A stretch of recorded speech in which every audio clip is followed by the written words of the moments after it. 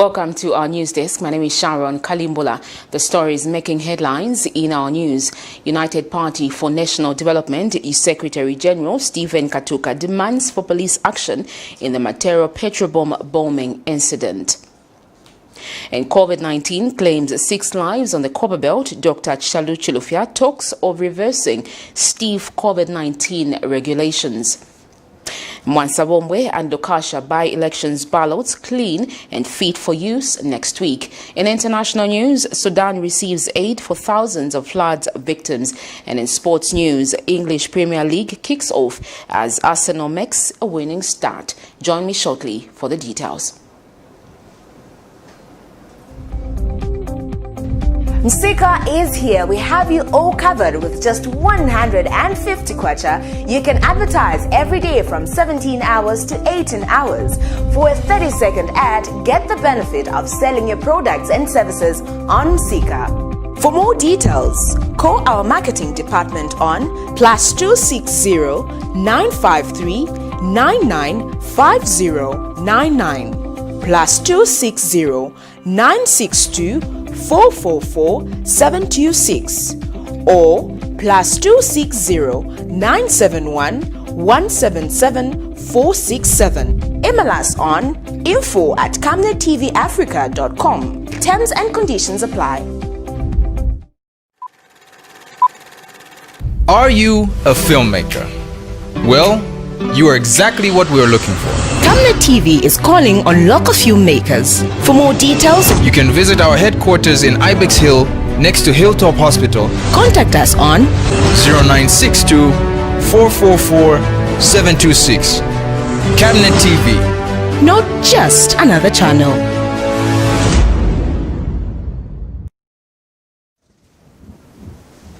Thank you so much for joining us. The details.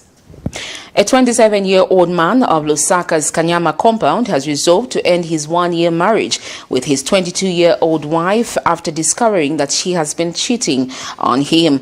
Kelvin Simunkoko, 27, told Camnet TV that his wife, Cecilia Matafwali, 22, has been cheating on him despite efforts to resolve their marital disputes. Simunkoko says he still loves his wife. However, divorce is the only solution to their marriage. Meanwhile, Matafwali confirmed that allegations made by her husband are true and claims that he's entirely at fault. The details in this report. While God desires that a husband and a wife stay together until death, this is not a case of this Kanyama couple who seek for divorce after the man discovered that his wife has been cheating. The two, named Kelvin Simkonko and Cecilia Matafwali, have been married for a year under traditional marriage, but both are said to be cheating on each other. The jealous husband, aged 27 years, has accused his wife of having an extramarital affair despite being married to him.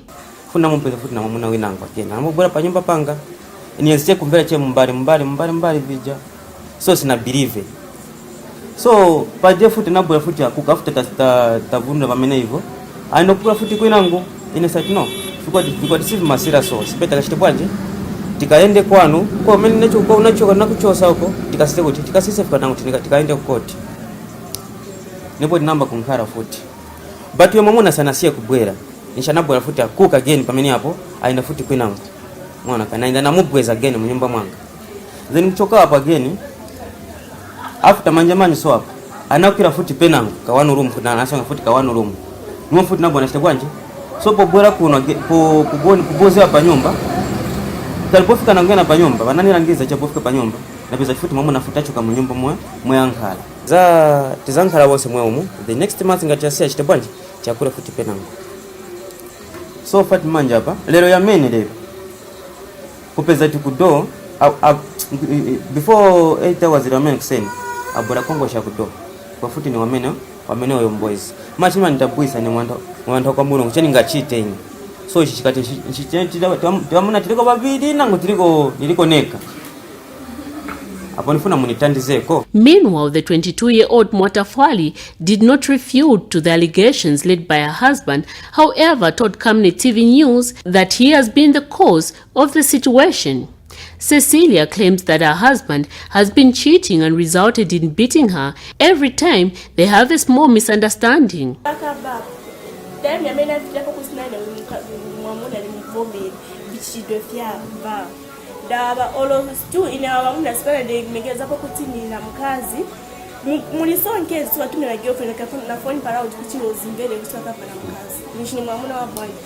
natulala ku bedi fine so watu bafoni kweba mwana kashati wiso unchite kwefia so ina kumbo mu video bina kumbo kukatamata ko beni shumwana ka uma manku bika pesa nataka yekufika pa point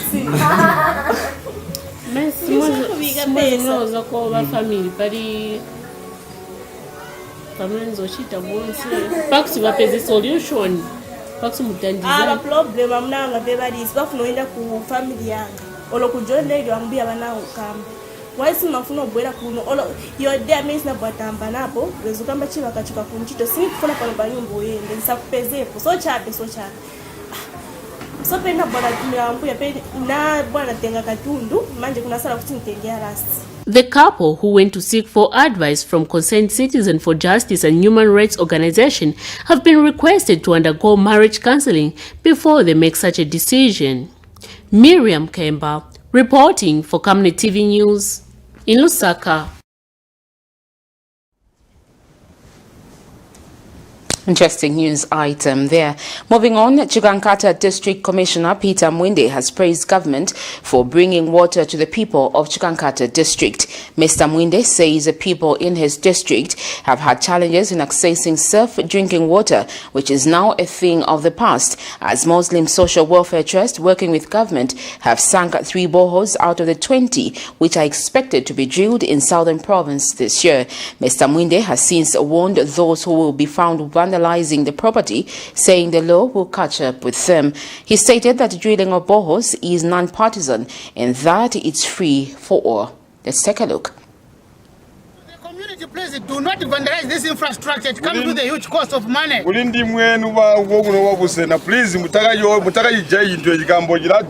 we find someone getting one of the components here, and then you go and make something else which we don't know, you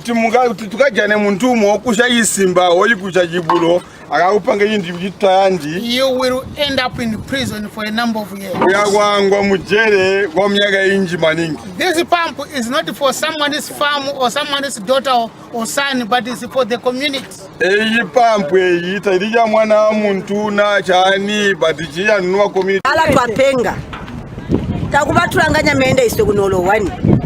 So ino akurumba ma Chinese abateka menda lode yamana nisha menda twapenga agwo kusaito wawana ninga motutyani motyanda utamenda dawa batwatira mapapu kunolo wani so ino atwali twambajo twati obusaiti menda na atagaja niki mubaza bwa busaito obu ati twanda bo site inje munya ino kwa kitana abamutola guli.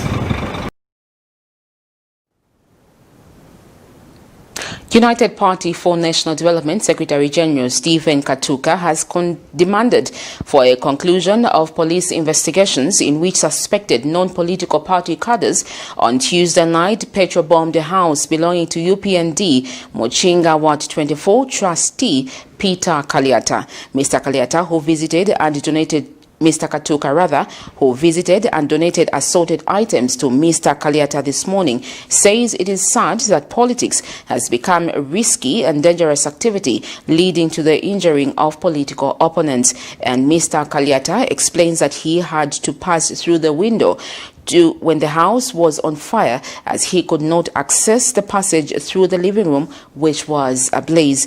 Displaying his burns on his back and hands, Mr. Kaliata, whose wife and 3 children, which included his granddaughters, said it was a miracle that he managed to rescue his family in the inferno. Meanwhile, Lusaka Provincial Chair Lady Rosa Zulu wondered how medical practitioners at Material Level 1 Hospital could discharge the family from hospital with heavy and visible burns. We would like to warn you that these visuals you're about to see are a bit disturbing. I'd like to condemn in the strongest terms that such actions must not happen in this age and era. I know that there was a similar incident in the 60s here in Matera, where John Kalenga was also petrol-bombed. And the daughter up to now has a scar out, which arose out of that. And this is a similar incident. But we wish to appeal to our police to be professional and investigate this matter to its conclusive end. It is unfortunate. This is murder. Yes. This is really murder. You can't do this to another human being. You know, I believe that under this regime, we have lost respect for life. That's true. Nobody is respecting life. And we have now built hate for one another.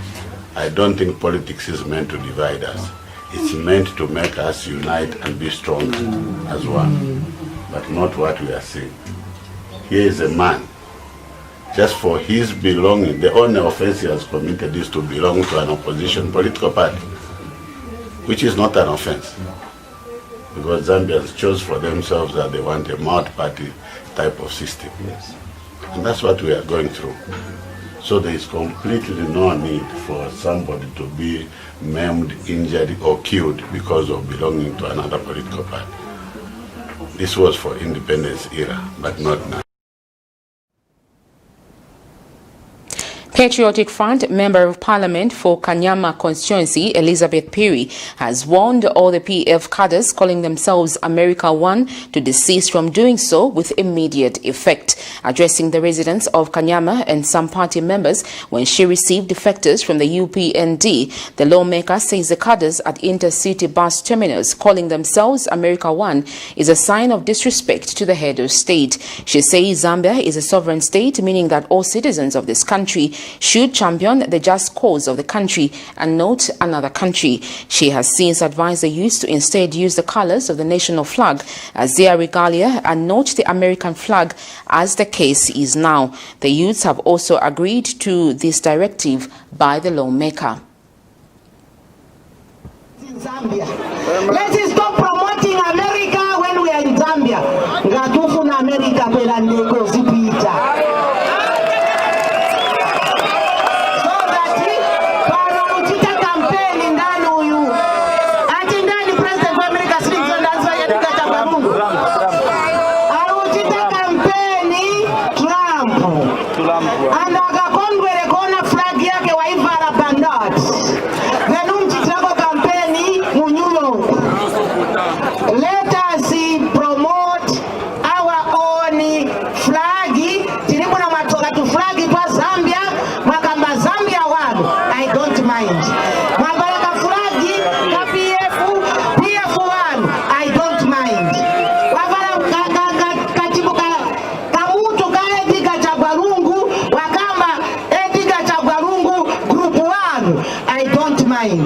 But why?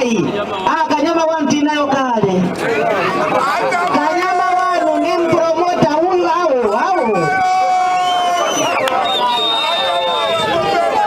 What we want is to promote what people will look. People get confused. The Zambia Institute of Governance and Civil Liberties Advocacy Platform, ZICLAP, has charged that the effects of climate change remain a threat to the sustainability and survival of humanity. Organization Chief Executive Officer Francis Chipili notes that President Lungu's address to the nation yesterday on climate change, among other issues affecting the economy, was timely, calling on all people to play their part on this important matter. Mr. Chipili says it is critical that the country continues to align the stronger environmental practices that promote sustainability. He adds that in order to solidify the presidential message of endurance, innovation and entrepreneurship, it's critical that a policy to create and set up innovative resource centers in the districts across the country is rolled out. Mr. Chipili believes that resource centers in form of well-equipped community and mobile libraries, skills and incubation centers, as well as innovation laboratories must be set up in as a means of actualizing the call by the head of state. To achieve resilience and innovation, as a people, we need to ensure that the citizens are engaged in research and to engage in research. There is need for the councils through the local government to provide resource centers across the provinces, the districts, so that citizens are able to do the reading. Citizens must, the council must provide state-of-the-art libraries where that can become, intellectual recreation centers for the citizens. We cannot be innovative if we are not reading as a people. And so to change that mindset, that creates resilience, we need to actively engage in intellectual interrogation of the existing solutions and also coming up with future solutions. The President also touched on the economy. He pointed out in 2019 we had a positive economic growth of about 3.2%. The projected growth now is in the negative of 4.2%. And so when you talk on resilience, it's important that the issues of climate change that he talked about were enhanced, and also especially that the finance minister will be presenting the national budget for 2021. We are looking forward to seeing a greater allocation that responds to the needs to start responding on the issues of sustainable mitigation in terms of climate. We need to ensure that we are restoring our environment. We need to ensure that we are protecting all our water resources. So it's important that the presidential speech is actually actualized. I think it's one of the speeches the president has ever made in Parliament, and we hope that it actually comes to fruition as opposed to it, turning into a rhetorical. General Education Minister Dennis Wanchinga says that all examination classes for primary and secondary schools and third-year students in colleges of education will reopen on Monday, 14th September 2020 as scheduled. Addressing the media Saturday morning, General Education Minister Dennis Wanchinga, however, says that non-examination classes under general education will open on the 21st of September 2020. He says this will give ample time for parents to prepare children in non-examination classes for primary and secondary schools as well as colleges of education. Yesterday, 11 September 2020, during the official opening of the 5th session of the 12th National Assembly, President Edgar Lungu announced the reopening of all learning institutions between 14th and 28th September 2020. Dr. Edgar Lungu, the Republican President, announced the reopening of all learning institutions between the 14th of September and the 28th of September this year.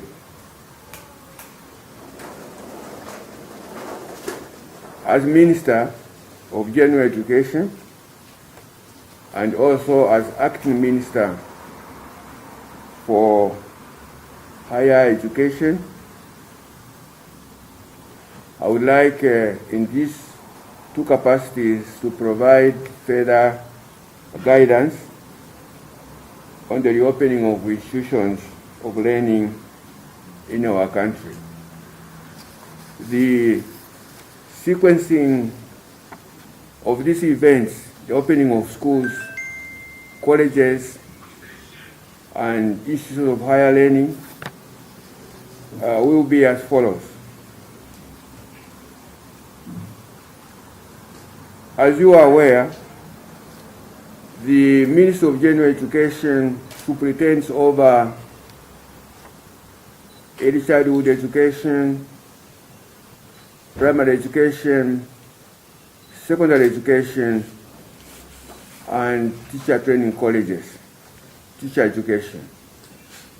And again, as you are aware, the Minister of Higher Education superintends over universities and colleges under the TVET system.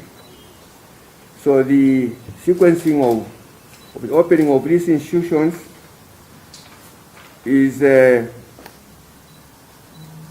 scheduled as follows. You will recall ladies and gentlemen, that on 1st June, that is under the general education, I will first deal with the issues under general education. You will recall, ladies and gentlemen, that on 1st June 2020, we allowed examination classes under the Ministry of Secondary, the Ministry of General Education, to resume classes. That's grade 7, 9, and 12. And around the 28th, 29th of the same month, we had allowed. Commenting on the same matter, Hope for Africa International is delighted with the pronouncement by President Edgar Lungu to reopen non-examination classes under the new normal. Organization Executive Director Chizingwa Daka says the onus is now on the school authorities, teachers and parents to safeguard children who have overstayed at home. Mr. Daka is confident that parents, school authorities and any well-meaning Zambians will play their respective roles in promoting compliance to COVID-19 measures. He is, however, disappointed with the education actors who were demanding for continuous closure of non-examination classes, further demanding for government to declare 2020 an academic year as a dead year. Well, that item brings us to a break just now. Join me shortly.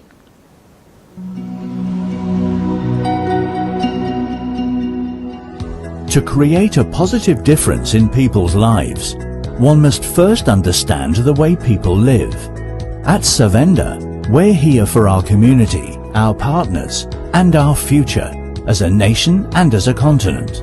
Back in 1997, we decided we were going to create this family journey into a bigger opportunity, and created a business called Savenda, which meant Save Nations to Develop Africa. It's always important to give back to the people. The government cannot do everything, but as business entities, we'll be able to reach a lot of people. From our humble beginnings in the telecoms and mining sectors to our work in energy and development projects, we know how important it is to be true to our roots. Our services have to be diversified so that we don't depend on one income stream. Back in the village, I was growing up hunting and doing everything that a village boy would like to do. When you're hunting, you don't depend on one trap, for example. You have to have many traps. So those survival skills brought into the business created opportunities that we learned from a young age that you can't survive with just one product. Savenda Group involves Savenda Management, which is a consulting, Savenda Express, which is a corporate branding company, Savenda Electric, which is a manufacturer of energy-saving bulbs, Savenda General Insurance, which is a general insurance company, Savenda Fresh Produce, Cyber Africa, which is a center for just dealing with cyber security. Now, Savenda is combining local knowledge with international expertise. It's time to be a part of Zambia's rising success and Africa's exciting future. We are a gateway into Africa, and now we are praying with global companies who are coming to Zambia for opportunities and to look for companies that are homegrown, and we are proud to be one of those.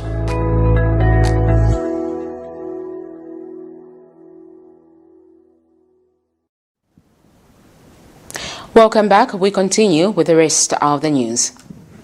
The Zambia Red Cross Society has partnered with the Lusaka City Council in disinfecting Kalingalinga and Long Acres Market as part of their commemorations of the World First Aid Day under the theme Adapting First Aid Practice. Red Cross National Training Officer Evans Chisengalumbwe says the day is important in sensitizing members of the public to have knowledge of first aid, especially now that the country is facing a huge challenge of COVID-19 pandemic. He says first aid is life-saving and should be applied everywhere if need be. He notes that COVID-19 has claimed many lives, hence making first aid a vital component in fighting the pandemic. You are aware that Red Cross has been part and parcel of what government is doing in order to assist in sensitizing the community of the guidelines that are required for people to stay safe from COVID-19. Ladies and gentlemen, Zambia Red Cross Society today joins the rest of the International Federation of Red Cross and Red Crescent Society in observing and commemorating World First Aid Day. Each year, more than 100 Red Cross and Red Crescent Society around the world organizes events and ceremonies on the second Saturday of September to raise public awareness of how first aid can save lives in everyday and in crisis situation. On behalf of Zambia Red Cross Governing Board, and indeed on my own as the National Training Chairperson, I am glad to associate with this year's World First Aid Day celebration, whose theme is adapting first aid practice to the pandemic. This year's theme is important because it creates an opportunity to raise awareness as it addresses the first aid practices and adaptation of these practices to the pandemic. First aid is a life-saving skill which should be given when at home or at workplace, in transit or public gathering, more especially during this period of the pandemic. Distinguished ladies and gentlemen, thousands of people have died due to COVID-19, with Zambia's death toll standing at 296 as of 9th September 2020.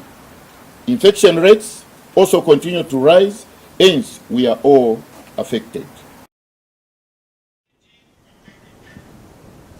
Health Minister Dr. Chitalo Chilufya has warned members of the public that government might reverse its decision to relax some of the COVID-19 regulations if members of the public relax the guidelines. Updating the nation of the COVID-19 status, Dr. Chilufya says the opening of schools and drinking sports was arrived at through consideration, which he says can only be sustained if people follow the health guidelines. The minister is, however, saddened that the country has continued to record more COVID-19 cases, with the latest being 143 in the last 24 hours out of 1,390 tests done. The country has also recorded 6 brought-in dead BID cases on the Copper Belt in Ndola and Chingola district, bringing the cumulative death toll to 312. Meanwhile, 108 people have recovered, bringing the cumulative recovery number to 12,007, with 13,466 as a cumulative number of cases since the COVID-19 broke out. The government of the Republic of Zambia, led by His Excellency Dr. Edgar Chakwalungu, stands on one point: who protect lives, livelihoods, and protect the economy. So we're still emphasizing the need for a concerted approach to managing our well-being, including health. Let us ensure that we take the fight against COVID personal, and if all of us took personal interest, we're disciplined individually and as a collective, would be able to stop COVID-19 by adhering to the 5 golden rules. We wear masks, we put on masks correctly, use the mask correctly, and ensure that we maintain that physical distance. We wash our hands frequently and we avoid crowded places. Let us again seek medical attention when symptomatic. In the last 24 hours, we recorded 143 new cases of COVID-19 out of 1,390 tests. The cumulative number of cases now stands at 13,466. And these cases have been picked from Nakonde, Mazapuka, Chipata, Lusaka, Lwansha, Kalulushi, Choma, Nimba, Mungwi, Shilawongwe, Kazungula, Monze, Pongwe, Dola, Petauke, and Zimba. Chinsali and Senga Hill have also recorded cases. We've also recorded 6 BIDs in our healthcare facilities in Ndola and Chingola. With the addition of 6 deaths reported today, deaths now have increased to 312. so far classified as 103 deaths due to COVID-19 and 197 COVID-19 associated, but still.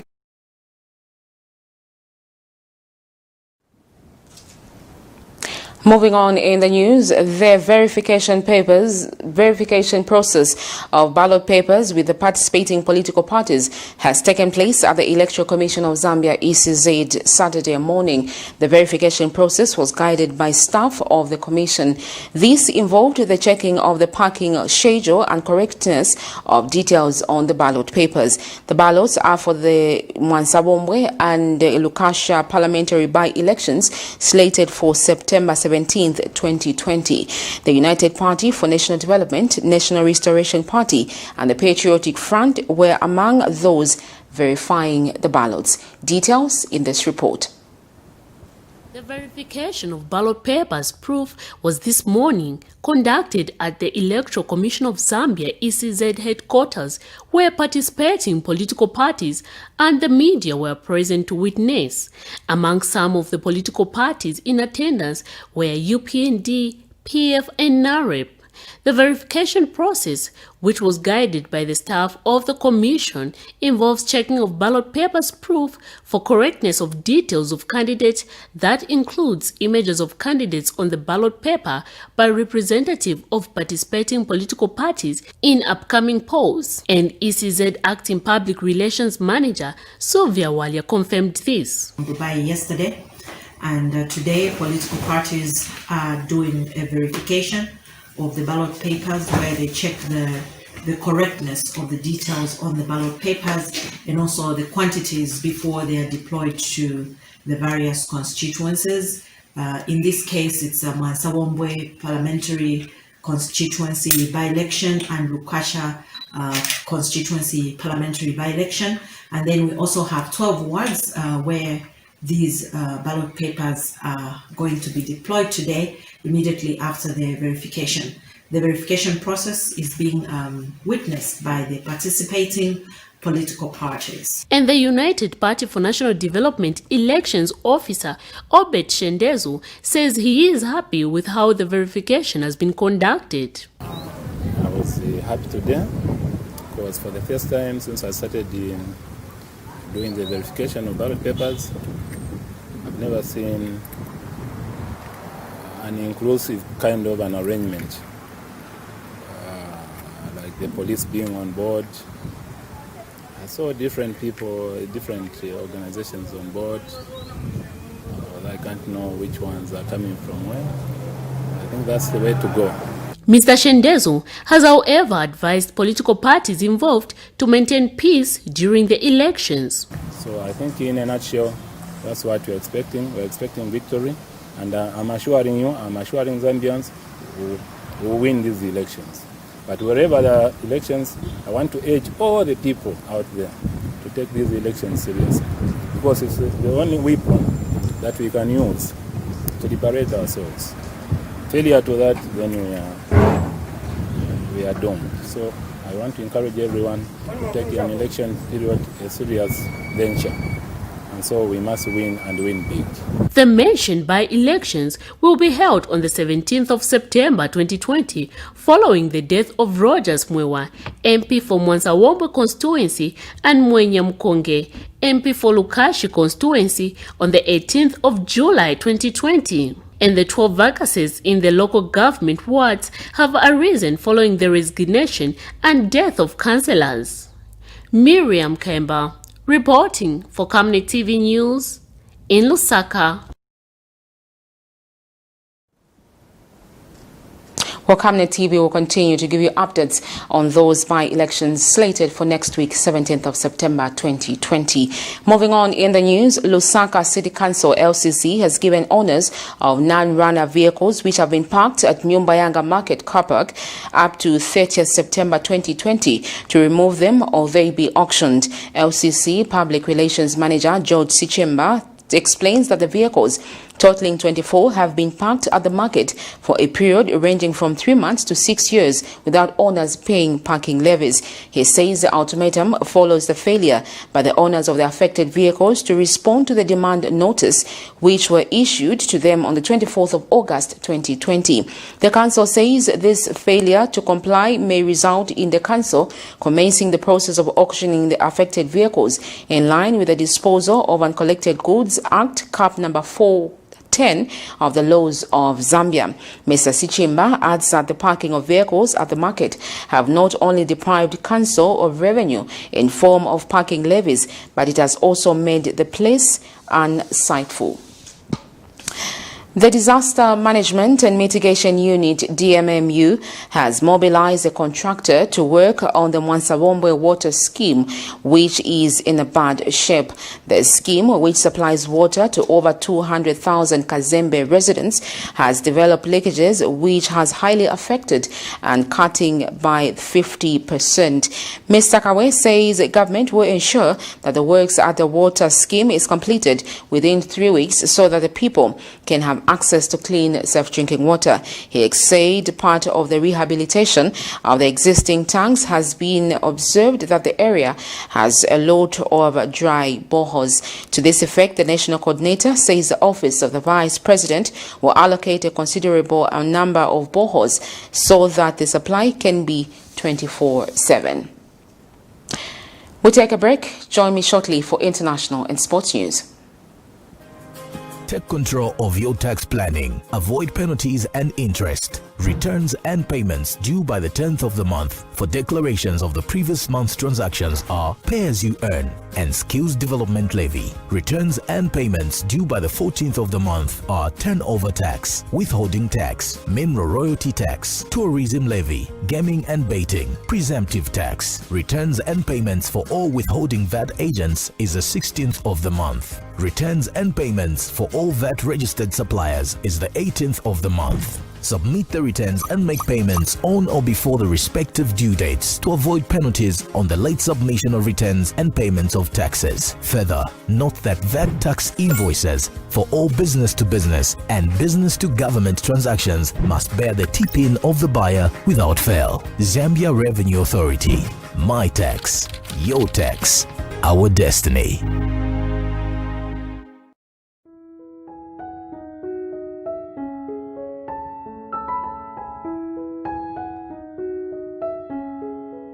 I have used Oracle Pure Glycerin for 2 years now. It has really worked for me. It has cleared all the black spots on my face. It has restored my skin beauty.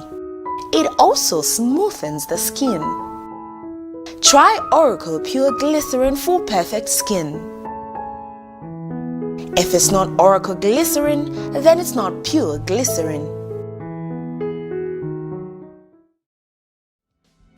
Stay home, stay safe. Times have changed. With the advent of the coronavirus, Lusaka Water Supply and Sanitation Company would like to advise its esteemed customers to avoid visiting crowded places. You don't have to move to pay your water bill. You can do it in the convenience of your home. You can pay your water bills through Zanaco Zapit, Stanbic Bank, Standard Chartered Bank, and FNB. You can also use Airtel, MTN, and Zamtel Kwacha mobile money transfer services. For any inquiries to report a fault, please contact our customer service on +260 211 251 571, +260 975 618 618, and toll-free line 5957, Zamtel only. You can also simply email customerservice@lwsc.com. This public announcement is brought to you by the Lusaka Water Supply and Sanitation Company. Water is life. Sanitation is health. In international news, the much-needed aid being flown into Sudan following the worst flooding in decades. The homes of 500,000 Sudanese have been submerged and at least 100 people have died in the other new refugees on the Greek island. Meanwhile, In other news, the Greek island of Lesbos are demanding permission to leave for the mainland after 2 fires destroyed their overcrowded camp. Nearly 13,000 people are now sleeping on the streets and say they do not have enough food or water. Al Jazeera has more on these stories. Aid is slowly trickling in for the hundreds of thousands of flood victims in Sudan. At Khartoum's international airport, a Qatari military plane has just brought in essential supplies.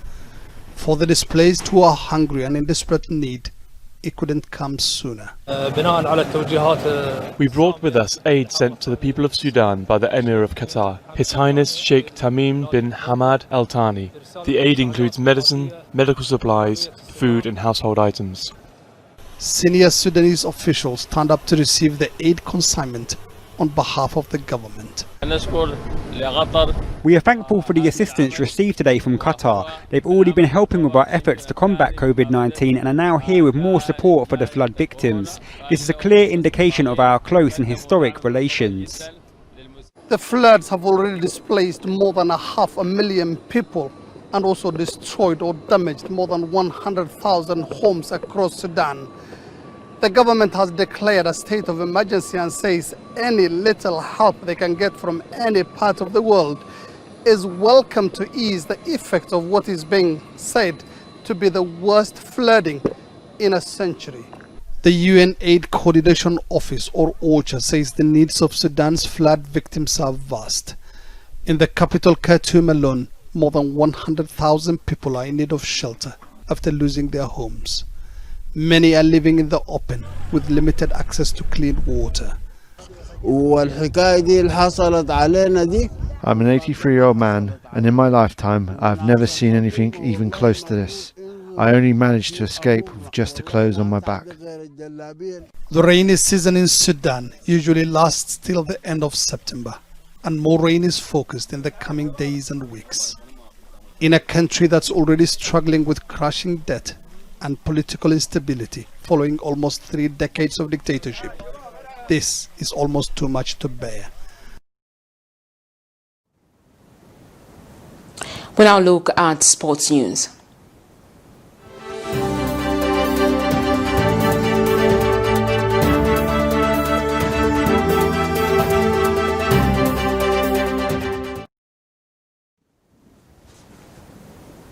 In sports news, Liverpool have started their Premier League title defence against Leeds on Saturday after Arsenal made a flying start to the new season with 3-0 win at Fulham. Jurgen Klopp's side began a season as English champions for the first time since 1990 when they lost Marcelo's promoted Leeds on the opening day of the 2020-2021 campaign. Just 48 days after last season's delayed conclusion, the Premier League is back and Arsenal's hit the ground running with a kind of confident display that has become their hallmark since Arteta took charge. Arsenal's free-flowing attack was too incisive for promoted Fulham, and Alexander Lacazette gave the visitors an early lead at Craven Cottage. Let's take a look at what happened. For Xhaka, and it might fall for Willian, and then it will be tapped in with the flag down by Alexander Lacazette, and Arsenal get the... Cruzamento a sair, cabeceamento e o golo! Quem é? Gabriel Magalhães na estreia a marcar 2-0 para o Arsenal. O central brasileiro recrutado ao Lille por 30 milhões de euros marca na estreia na Premier League. Vai para dentro ou não? Vai para o remate. Golo! Que golaço! Aubameyang!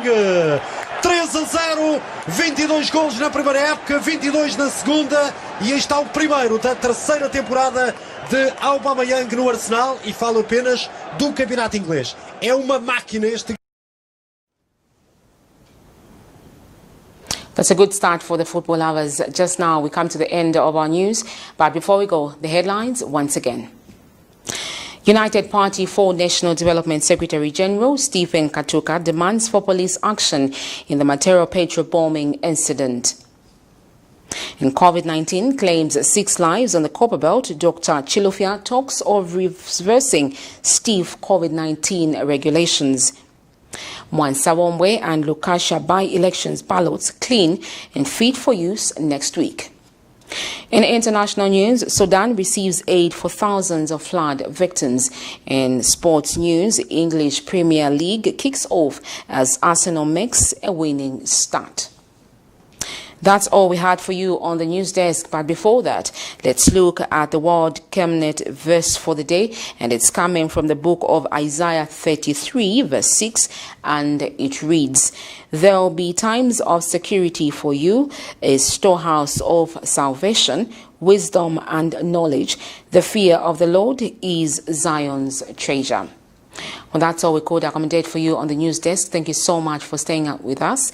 Join us again tomorrow at 19:30 for our main news broadcast. Thank you so much for staying with us. Good night.